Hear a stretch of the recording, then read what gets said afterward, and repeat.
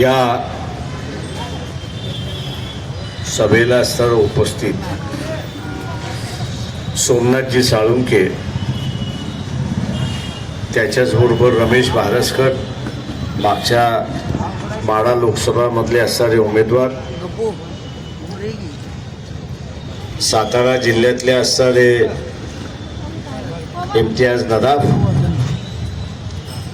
त्याच्याचबरोबर नांदेड लोकसभा मतदारसंघातून निवडणूक लढवलेले अविनाश भोसीकर, उपस्थित व्यासपीठ दोन्ही जिल्ह्याचे असणारे अध्यक्ष, कार्यकर्ते आणि बंधूंनो,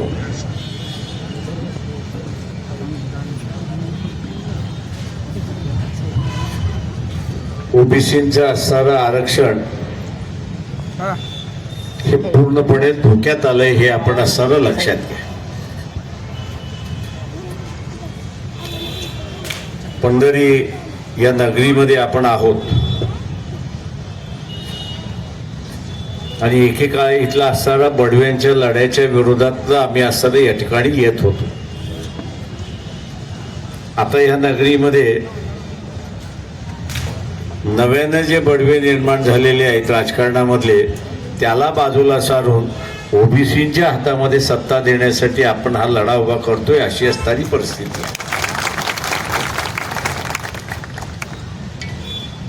मागची लोकसभा आपण पाहिली तर मागच्या लोकसभेमध्ये काँग्रेस असेल, एनसीपी असेल, बीजेपी असेल, शिवसेना असेल, उद्धव ठाकरेंची शिवसेना असेल, यादी कोणीही ओबीसीतला असणारा एकही खासदार दिला नाही, एकही खासदार दिला नाही. ओबीसींकडून असणारा मला फार विचारणा आली की आमचा एकही खासदार नाही. म्हटलं मला जसा फोन करता तसं तुम्ही म्हटलं शरद पवारांना फोन करा, तसं तुम्ही असणारा उद्धव ठाकरेंना फोन करा, तसं तुम्ही असणारा एकनाथ शिंदेना फोन करा, तसं तुम्ही असणारा देवेंद्र फडणवीसना फोन करा, तसं तुम्ही असणारा बाळासाहेब थोरात काँग्रेसचे आहेत त्यांना असणारा फोन करा. ओबीसीने ही जोपर्यंत हिंमत दाखवत नाही फोन करून विचारण्याची की तुम्ही आम्हाला उमेदवारी का देत नाही, हे जोपर्यंत विचारत नाही तोपर्यंत ही माणसं हा पक्ष तुम्हाला न्याय देतील, अशी असणारी परिस्थिती. या विधानसभेमध्ये ही कळीच आहे असं एक लक्षात घ्या. शरद पवार यांनी असणारा मध्यंतरी विधान केलं की समाजाचे 225 आमदार आम्ही निवडून आणू. त्याला नंतर दुरुस्ती केली की आम्ही आमच्या आघाडीचे निवडून आणू. एकदा मनातलं होतं ते बाहेर पडलं, त्याला तुम्ही कितीही दुसरा कलर द्या तर त्याला असणारा फार महत्व नाही. माझं ओबीसीने म्हणणं आहे की शरद पवारांनी 225 निवडून आले, 57 तर आरक्षण आहे, ते दोन्ही धरले तर तुम्हाला वाट्याला काहीच नाही, तुमच्या वाट्याला काहीच नाही.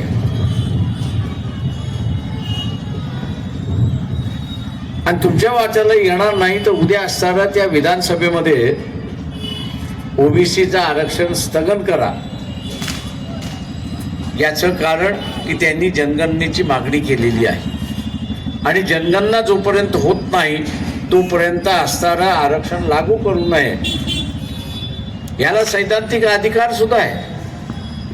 खानविलकरांचं जजमेंट आहे सुप्रीम कोर्टाचं की जोपर्यंत शहरामध्ये आणि ग्रामीण भागामध्ये ओबीसी किती आहेत याची टक्केवारी येत नाही तोपर्यंत आरक्षण थांबवा.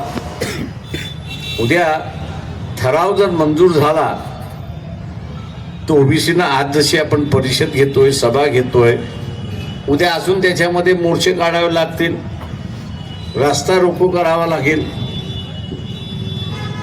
पण रास्ता रोको आणि अमुक करून पुन्हा मिळणार आहेत का? तर नाही. ते म्हणते जनगणना होईल. आम्ही कुठे नाही म्हणतो तुम्हाला देतो. आम्ही फक्त एवढंच म्हणतोय की जनगणना आहे की नाही, जेवढी संख्या आहे तेवढ्या संख्याप्रमाणे देऊ ना आपण. जनगणना होणार नाही आणि आरक्षण काही लागू होणार. आणि म्हणून इथल्या कुठल्याही राजकीय पक्षावरती विश्वास ठेवला तर तुमचा घात झाल्याशिवाय राहणार नाही, अशी असणारी परिस्थिती. भारतीय जनता पक्षाचा असणारा एक नारा असतो की जो मुसलमानांचा नारा असतो, इस्लाम खतरे में. तशा रीतीने बीजेपीचा असणारा नारा आहे की हिंदू खतरे में. मी इथल्या असणाऱ्या ओबीसीना विचारतोय आणि तुम्ही तुमच्या स्वतःलाही विचारा की वाडवडिलांचं असणारं जे देवस्थान आहे, घरामधलं धर्म आहे, तो तुम्ही सोडणार आहात का? तुम्ही सोडणार असाल तर खतरा आहे, तुम्ही सोडणार नसाल तर खतरा कुठून आला? भारतीय जनता पक्ष तुम्हाला फसवतोय धर्माच्या नावाने, हिंदू खतरेमध्ये आहे म्हणून फसवते.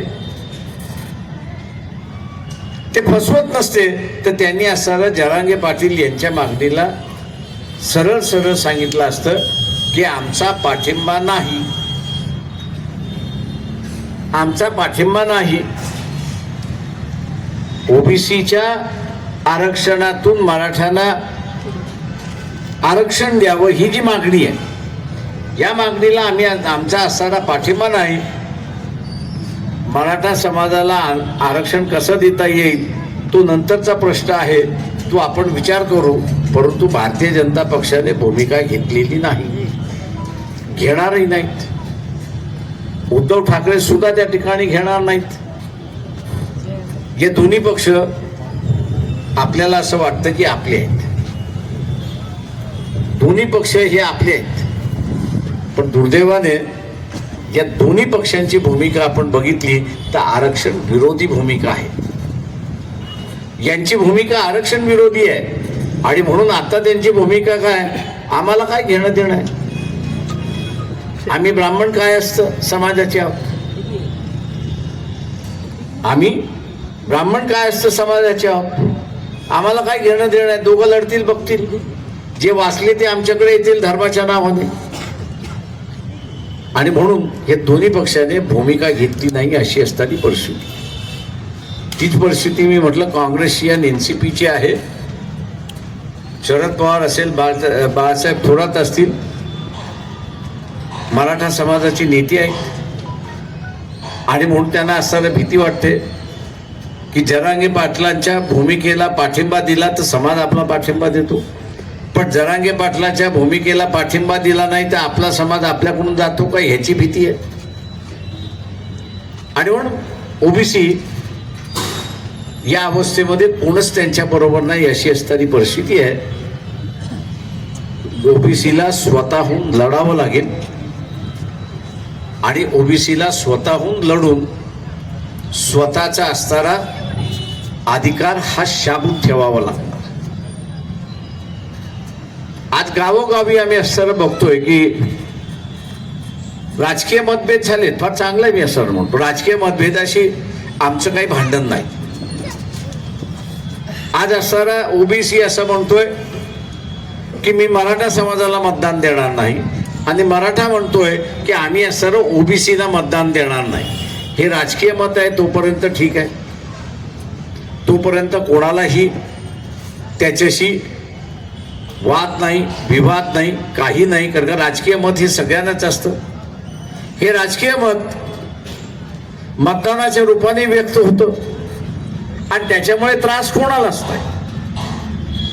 त्याच्यामुळे मी असं म्हणेन की ओबीसीने स्वतःचं जे मत केलेलं आहे ते त्यांनी बजावं, मराठा समाजाने स्वतःचे जे मत केलेलं आहे ते त्यांनी बजावं इलेक्शनमध्ये. पण हे जे राजकीय मत आहे, या राजकीय मताचं सामाजिकरण होऊ नये एवढं लक्षात घ्या. या राजकीय मताचं सामाजिकरण होऊ नये, कारण का सामाजिकरण झालं तर दुरावा सुरुवात होतो आणि हा दुरावा आपण बघत असाल की छगन भुजबळ यांनी असणाऱ्या प्रेस कॉन्फरन्समध्ये मांडलं की अनेक गावांमध्ये ओबीसीच्या दुकानावरती बहिष्कार आहे आणि अनेक गावांमध्ये ओबीसी हा मराठा समाजाच्या दुकानावरती बहिष्कार टाकतो.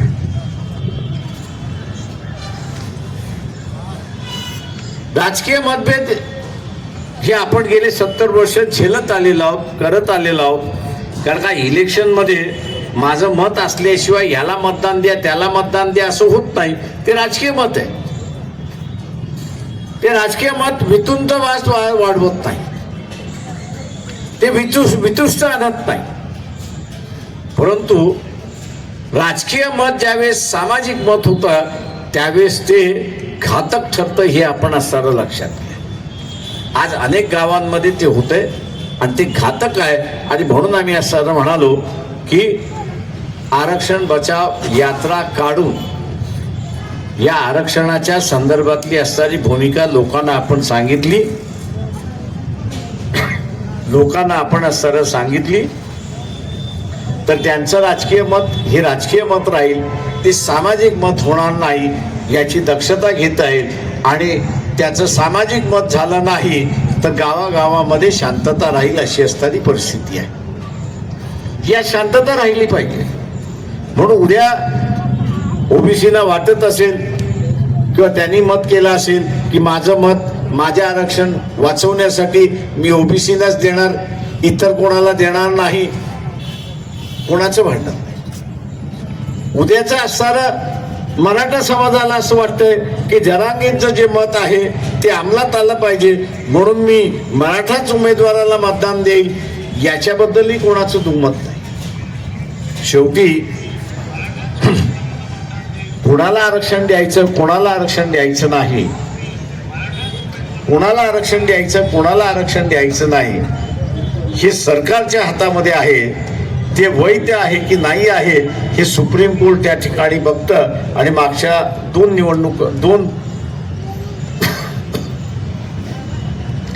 म्हणून मागच्या 2 वेळा ओबीसीच्या कोट्यातून मराठा समाजाला आरक्षण देण्याचा प्रयत्न झाला. त्यावेळेस कोर्टाने सांगितलं हे कायदेशीर नाही, करता येणार नाही अशी असणारी परिस्थिती. माझं आव्हान आहे आपल्या सगळ्यांना या ठिकाणी की ओबीसीचं आरक्षण खतऱ्यामध्ये आलंय का, तर मी म्हणेन निश्चितपणे आले. पण ओबीसीचे असणारे 2 चेहरे आहेत. एक चेहरा त्याचा समाजाचा चेहरा आहे. म्हणजे समाजाचं अधिवेशन असेल तो लाखोनी उभा राहतो, तो लाखोनी उभा राहतो.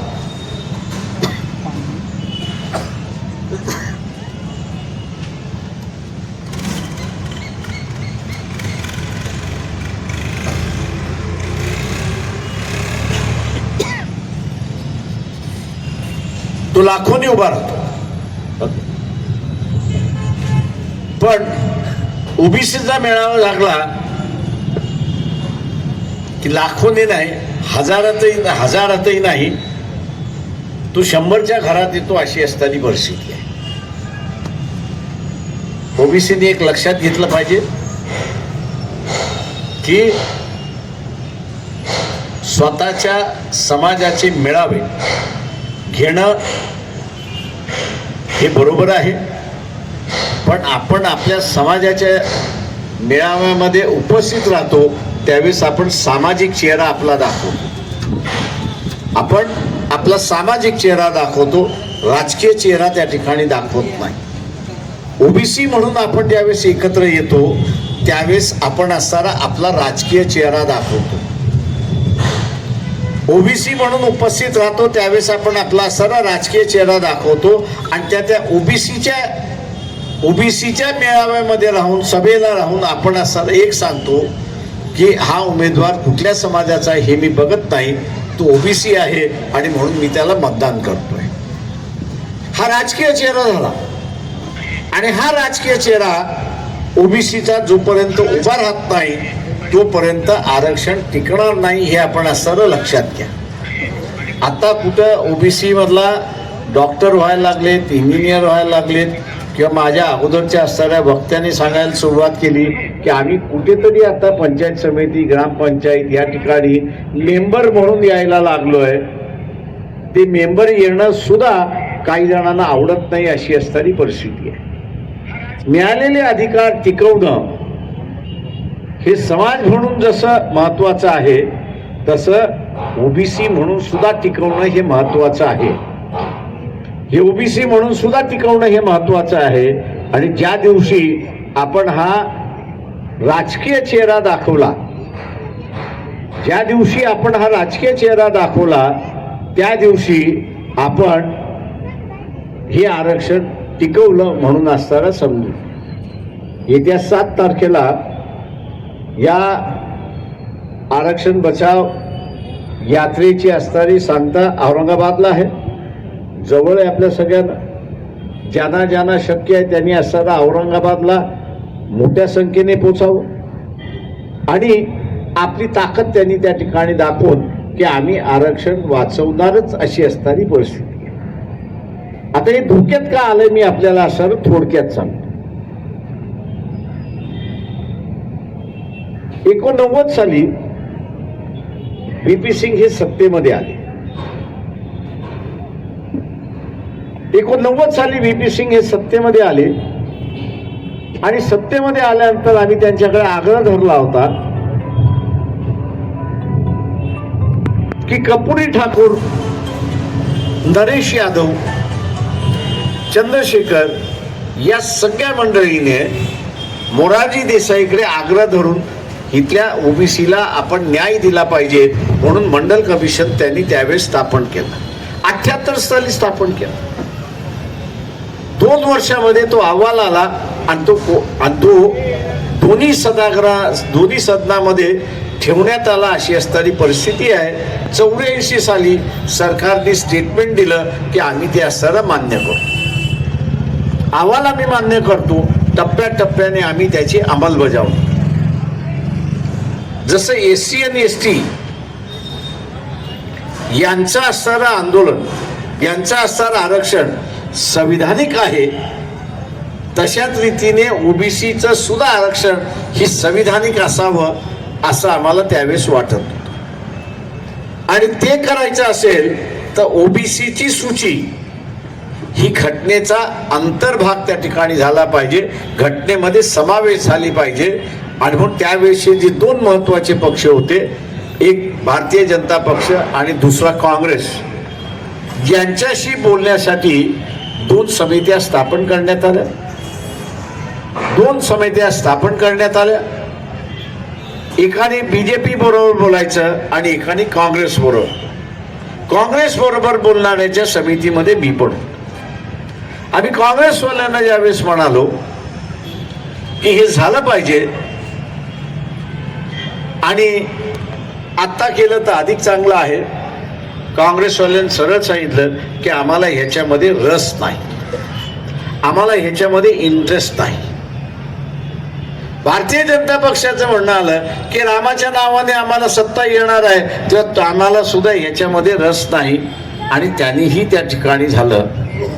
घटना दुरुस्ती करून आपल्याला यादी जोडता येत नाही हे लक्षात आल्यानंतर मग आपण असा पर्याय शोधला पाहिजे.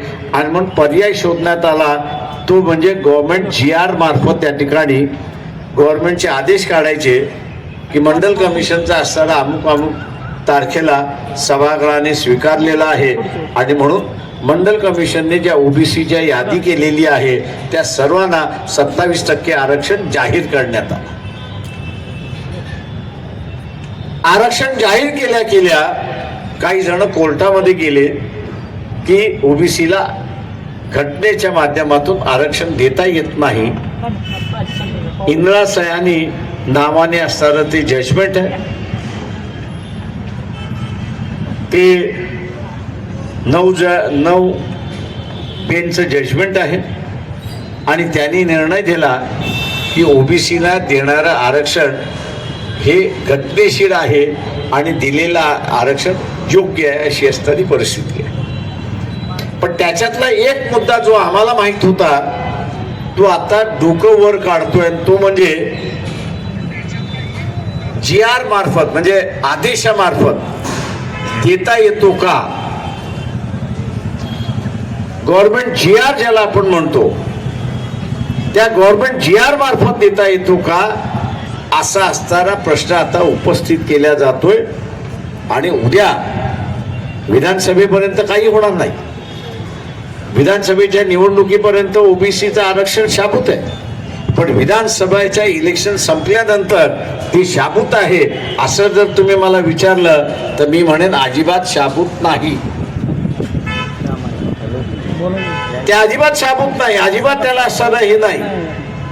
एका मी जसं म्हटलं की कोर्टाचा आदेश होता की जनगणना झाल्याशिवाय आरक्षण लागू करू नये, तशाच पद्धतीने जनगणना आम्ही करतोय, जनगणना झाली नाही आणि म्हणून यांची संख्या कळत नाही आणि म्हणून यांचं आरक्षण थांबवा, नोकरीतलं थांबवा, शिक्षणातलं थांबवा, राजकारणातलं थांबवा. उद्या विधानसभेने हा जर ठराव केला तर आपण काय करणार? काहीच नाही. पण त्याच्या अगोदर इथे ओबीसी प्रचंड मोठ्या प्रमाणात करू शकतो हे असणारं लक्षात घ्या. काय करू शकतो तर त्यांनी मनामध्ये खुणगाठ बांधली पाहिजे. मनामध्ये काय खुणगाठ बांधली पाहिजे की येणाऱ्या विधानसभेमध्ये किमान 100 ओबीसीचे आमदार गेले पाहिजेत. किती गेले पाहिजेत? किती गेले पाहिजेत? 100. आता हे 100 कसे जाते? जे कोणी ज्या पक्षामध्ये आहे, ओबीसीचा कार्यकर्ता,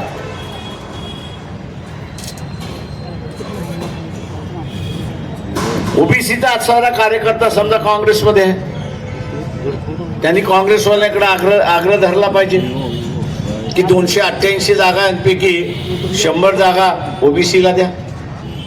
जे राष्ट्रवादीमध्ये आहेत, शरद पवारांच्या गटामध्ये, त्यांनी असणारं सांगितलं पाहिजे की तुमच्याकडे असणारा 80 जागा आल्या तर त्याच्यातल्या 40 जागा या तुम्ही ओबीसीला दिला पाहिजे. भारतीय जनता पक्ष आहे, त्यांच्या वाट्याला 150 जागा आल्या, तो जो बीजेपीचा कार्यकर्ता आहे त्या बीजेपीच्या कार्यकर्त्याने त्याच्या पक्षामध्ये आग्रह धरला पाहिजे की किमान 80 उमेदवार हे ओबीसीतले पाहिजे. तेच उद्धव ठाकरेंच्या याच्यामधलं झालं पाहिजे. त्यांना 100 जागा घेतल्या तर त्यांना असं सांगितलं पाहिजे की किमान 70 जागा ह्या ओबीसीच्या असल्या पाहिजेत. असं जर झालं तरच 100 ओबीसीचे आमदार पोचतात आणि हे 100 ओबीसीचे आमदार विधानसभेमध्ये पोचले तर कुठलाही ठराव हा ओबीसीच्या विरोधात मंजूर होत नाही हे आपण लक्षात घ्या. मंजूर होत नाही हे आपण लक्षात घ्या. तेव्हा ही लढाई राजकीय लढाई आहे. ही असणारी माळ्यांची लढाई नाही, ही इथली असणारी धनगरांची नाही, ही बंधाऱ्यांची नाही, ही कैकाड्यांची नाही, ही इथला असणारा नाभिक समाजाची नाही, कुंभाराची नाही, तर ही सगळ्यांची मिळून नाही हे आपण लक्षात घ्या. ही सगळ्यांची आहे. आणि म्हणून उमेदवार एखादा ओबीसीचा असेल तो माझ्या समाजाचा नसेल, पण माझी मानसिकता झाली पाहिजे की हा ओबीसी आहे, उद्या आरक्षण वाचवेल आणि म्हणून मी त्याला काय केलं पाहिजे, काय केलं पाहिजे, आम्ही मतदान केलं पाहिजे. आज ही जे उपस्थित आहेत हे आपल्या लक्षात आलं. गावामध्ये आपण गेल्यानंतर, प्रभागामध्ये गेल्यानंतर, वस्तीमध्ये गेल्यानंतर हे आपण आपल्या वस्तींमध्ये त्या ठिकाणी बिंबवलं पाहिजे, रुजवलं पाहिजे आणि त्यांच्याशी ह्याविषयी बोलला पाहिजे. माझं आव्हान राहणार आहे, जो पक्ष ओबीसीला उमेदवार देणार नाही, जो पक्ष उमेदवार देणार नाही, त्याच्याशी आपण काय केलं पाहिजे, काय केलं पाहिजे, त्याच्याशी टेम्पररी फारकत घेतली पाहिजे. त्याच्याशी टेम्पररी फारकत, ह्या इलेक्शन पुरती फारकत घेतली पाहिजे. कारण का आपल्याला आरक्षण वाचवायचं. फारकत का घेतली पाहिजे?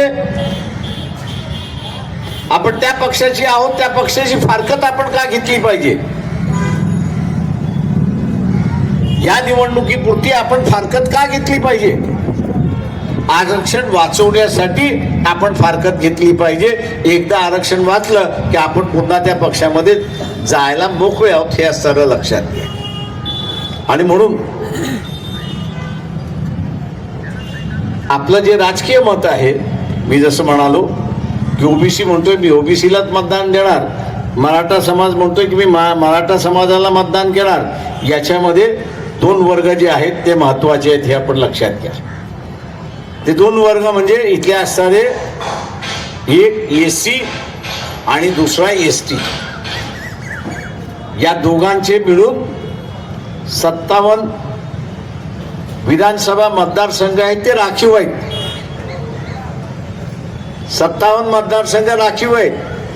उद्याच्या मतदानामध्ये हे 57 आमदार महत्वाचे आहेत की नाही? मग हे महत्वाचे आहेत, मग आपण काय केलं पाहिजे? तर हे ओबीसीने निवडून आणलं पाहिजे. हा लढा जो उभा केलेला आहे, हा लढा वंचित बहुजन आघाडीने उभा केलेला आहे. आणि म्हणून ह्या दोन राखीव मतदारसंघातले उमेदवार एससी आणि एसटी या मतदारसंघातील उमेदवार जे आहेत हे वंचित बहुजन आघाडीचे निवडून आले, तर उद्या तिथे असणारा ताकदीने इतर पक्षामधला ओबीसीचा आमदार जरी आला तर त्याला हात धरून सांगेल, अरे बाबा तू ओबीसी म्हणून निवडून आलेला आहे, ठरावाच्या बाजूने तुला मतदान करता येणार नाही, ठरावाच्या विरोधात तू असताना मतदान कर. आणि म्हणून ही मला वाटतं आता ओबीसीची जबाबदारी आहे. विधानसभेच्या निवडणुकीमध्ये मी मगाशी जसं म्हटलं आणि माझ्या अगोदरच्या वक्त्याने सुद्धा सांगितलं की ओबीसी हा बीजेपी बरोबर आहे. आणि आज आपण बघत असाल की ओबीसी जरांगे पाटलाच्या भूमिकेला कुठेही विरोध करत नाही. राजकारण आपण समजून घ्या.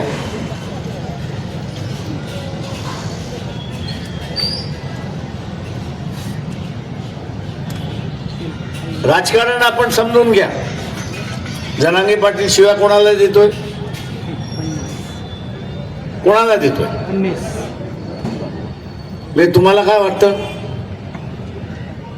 की जरांगे पाटील आणि देवेंद्र फडणवीस यांचं भांडण झालं असं तुम्हाला वाटतं? बरोबर आहे की खोटं आहे? बरोबर आहे. पण मला असं वाटतं हे नकली भांडण आहे. कोणाच्या लक्षात आलं का हे नकली भांडण का?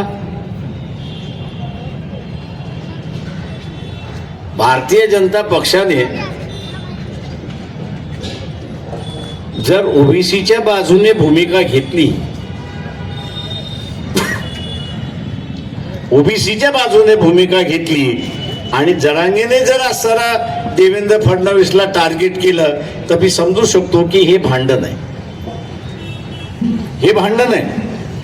पण देवेंद्र फडणवीस यांनी असताना भूमिका घेतलीच नाही, त्यांच्या पक्षाने भूमिका घेतली नाही आणि तरीही जरांगे पाटील जे आहे ते देवेंद्र फडणवीसला टार्गेट करतात आहेत. राजकारण लक्षात आलं?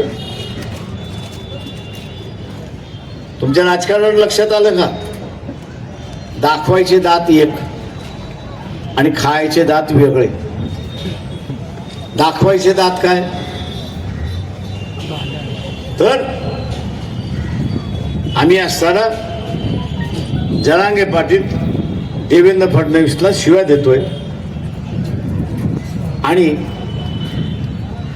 खायचे दात तो काय म्हणतोय की ओबीसीने बीजेपीला मतदान द्यावं. ओबीसीने बीजेपीला मतदान दिलं तर उद्या ओबीसी बीजेपीला विचारू शकतो का की तुम्ही आमच्या बाजूने मतदान दिलं का नाही केलं? हे विचारू शकतो का? तर नाही. का नाही तर तो सरळ सांगेल. मी तर या प्रश्नावरती भूमिका घेतलीच नाही. मी जरांगे पाटलांच्या मागणीला विरोध केलेलाच नाही.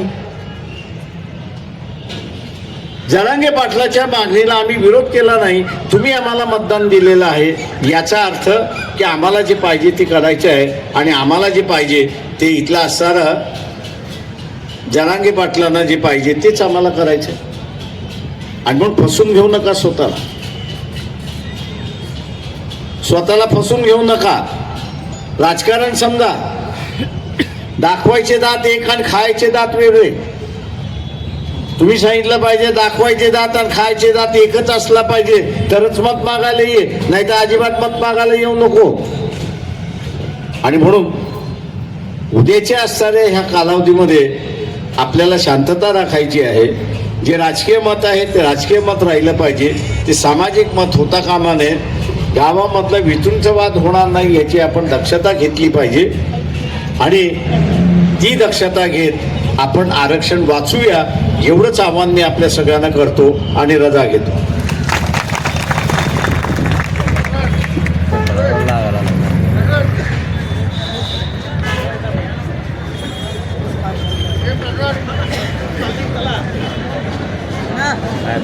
यांचं काय आहे